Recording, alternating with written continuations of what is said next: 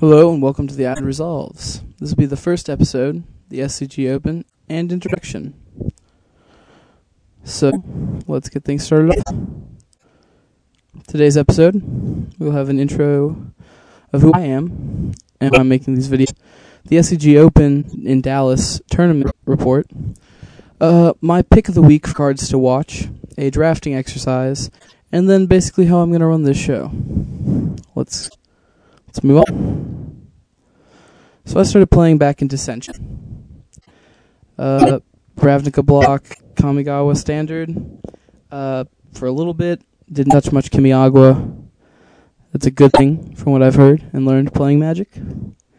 Senshin was a lot of fun. It got me into the game and got playing a lot at local stores. And then during Lorwyn, around Shadowmoor release, I began to play competitively and play into PTQs. Lore Lock PTQs, play Fish, Sun, a tournament grinder, like a majority of people probably watching this video. Now let's move on to the SCG Open in Dallas. I had quite a few decks available to play, but I really didn't know what I wanted to play. Elves and Kuldotha were a little bit too inconsistent for me. I only had one JTMS for Caw-Blade, and it came down to Pyromancer and Allies. And I thought, what the hell?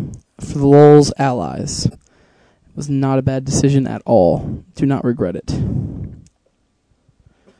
The best way to play Allies is red, white, green, because you get the best allies and you do the most ridiculous things. Here's the list.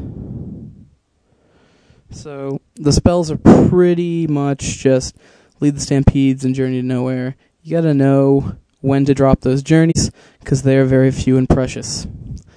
Raging Ravines and Wildwoods generally help out finish the job if for some reason you get dayed or something happens at the very end of the game, you can't finish things. Note on the sideboard, Tuk Tuk Scrapper is the all-star of this sideboard. I'm considering making 2 main deck and only 3 main deck Paladin, because of the meta, or just in general right now with Cobb being it is meta. Another note about that sideboard is take out those Join the Ranks. They look good, but they are just sad face. There's never a good time to play Join the Ranks, other than when you already have the game won. So I would not play them at all. Play Arc-Trail. Arc-Trail's good because it kills Lotus Cobra, which I'll get into in a minute is ridiculous. I think Rug's the best deck in the format, honestly. I think it's better than Caw-Blade. Caw-Blade's just in force right now. So round 1 I played against Bant Ramp. Bant Ramp was pretty good. I mean, it got some Titans out.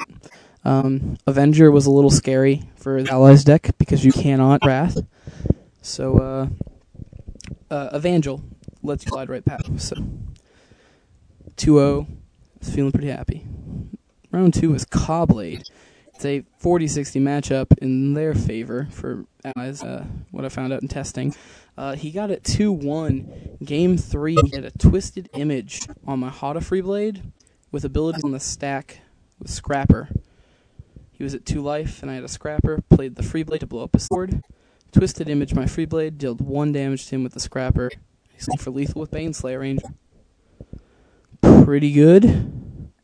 I don't know, you tell me. Round 3, Darkwing Ducks. This is the Black Splash version of Caw-Blade. It plays pretty much every removal spell. In game 1, he killed all 3 of my Raging Ravines without Tectonic Edge. It's really good. I mean, if there's a splash to be had in Caw-Blade, I definitely believe it's Black.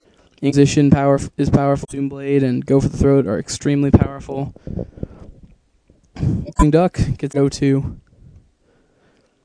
Round 4, played against Boros. This is the kind of matchup you want to see. You want to play against Red, Boros, Kuldotha. You want to play against every aggro deck at the tournament, because your dudes are just bigger, and they get out just as fast, and you can out-aggro them even sometimes with some of the smaller dudes. Blade Master is just incredible in this matchup.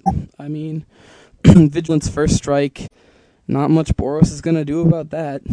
You'll take a little bit of early damage from Step Links, but not too much to worry about. If you're really afraid, you can side in the Ondu Clerics. I do that with Kuldotha, because they can randomly do massive damage out of nowhere, but if you gain like 5 life against Kuldotha, you have the game, so not much of a problem there. My opponent decided that he was not going to show up for 5. So, thank you Taco Bell for giving me another win. Moving on. Round 6 with Caw-Blade again. One blue Caw-Blade. No twisted image tricks out of the sideboard. It's a hard matchup for everybody. It's like the Jund right now. I think I've got a 40-60, which is pretty decent against it, and managed to pull it out in Game 3. Round 7 was Angry Birds. This is the red splash. It's really interesting, but I think the black splash is much better. In Game 2, he did set up Basilisk Color Spark Mage combo that he pulled out of his board, and that got me in Game 2. But in Game 3, I just sort of plowed through with Battle Singers early. Round 8 was Blue-Green Turboland. I was surprised to see this deck still around. It's still pretty good. I mean, he got turn 3 Titan on me Game 1, and that stopped me from killing him on turn 4. But it's a decent deck. But he just didn't drop his Avengers. I mean, Avengers were pretty scary. But, I picked it up 2-0. Then, round 9, contention for 16, I played Rug. Probably the best deck in the format. I mean, the card advantage with Rug is so unreal. He beat me 0-2. In Game 1, he had a turn 3 play of Fetch Land for blue off Cobra, Preordain, Pop Fetch, Landfall, Tap Land, Explore, play a Fetch, Pop it, play Jace, Brainstorm. That puts him 2 cards ahead for the Preordain, plus 1 card for the Explore, plus 3 for the Jace. He's seen 6 more cards in his deck, at least more than I have. He's 6 cards ahead of me and a turn ahead of me because of Explore. And then in Game 2, he managed a turn 3 Frost Titan, turn 4 Frost Titan, and kept me off white. Had the Journeys in hand, but no white to play them. Kept an iffy hand, but Rug is good. So I finished 6-3 and took 50th out of the 347. Not bad for a deck that is, quote-unquote, not a real deck. 6-3 is not bad at all.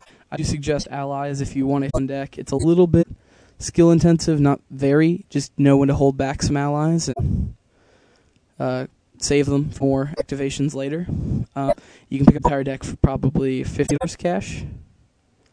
That's pretty safe to say. Maybe less. So that was the SCG Open. Very good job, Star City. Thank you for putting on that tournament. Very well run. Not much else to say about that. Very close to top 16. The guy who beat me with Rug ended up taking 12th in the tournament. You can see his Rug list on SCG. It dominates. Alright, my card pick of the week. This is a card that I think is going to go up in popularity and price. Therefore, I would pick it up now if you don't already have them. This week it's Bonehorde. Bonehorde is pretty sick. I mean, it equips 2. That's nuts. It's already seeing play in Boros, and I think it is the mirror breaker for the Caw-Blade on Caw-Blade matchup, is this card in the sideboard. I don't know why decks aren't playing it right now, with Boros and Caw-Blade being as good as they are. They should definitely be playing it. It's currently priced at $2.50. I mean, the card is, by no means, going to be a $20 card. It was the intro deck. So it'll cap out at 10 if it goes that high. I'm thinking it might hit 6, maybe, but it'll definitely be popular. So I would pick these now before they go up any higher, or before they're the card that it's cheap, but nobody wants to trade. That card always sucks to try to get. Draft exercise for the week. Here is a pack that I cracked recently of Miriam Besieged. because the format is reversed now of besieged Scars instead of Scars besieged. All of these will be besieged for now until Action comes out, which will beat Phyrexia. I mean, come on, Wizards. But, what do you first out of this pick? A lot of interesting choices here. Please put your choice and why you picked it in the comments, and I will tell you mine and why I picked it next week, where there will be another draft exercise as well. I think a lot of people don't look at draft as much as they should. I know that there's been some draft videos that have been becoming popular, but I think a nice draft exercise is pretty good every now and then.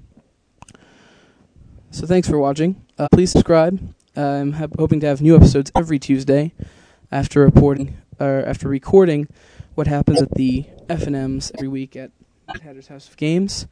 We generally have 7 rounds of Swiss. That's how many players show up there on Friday nights. I suggest that if you're in the Lubbock area, you show up to Mad Hatter's House of Games, or if you're in the Austin area, I suggest you go to Wonko's Toys and Games for your F&Ms. Great store up there. Thank you for watching, and until next time, I hope your island resolves.